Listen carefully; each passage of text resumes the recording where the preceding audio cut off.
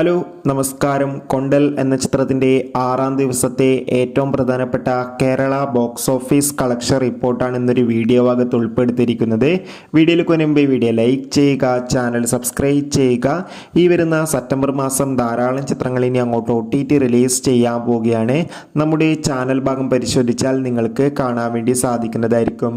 Antony Varghese, Rajeev B Shetty എന്നൊക്കെ പ്രധാന കഥാപാത്രങ്ങളായി September 13-ാം തീയതി റിലീസ് ചെയ്ത ചിത്രമായിരുന്നു കൊണ്ടൽ. ചിത്രത്തിന് മികച്ചൊരു പോസിറ്റീവ് റെസ്പോൺസ് തന്നെയാണ് 6-ാം ദിവസവും പുറത്തുവന്നുകൊണ്ടിരിക്കുന്നത്.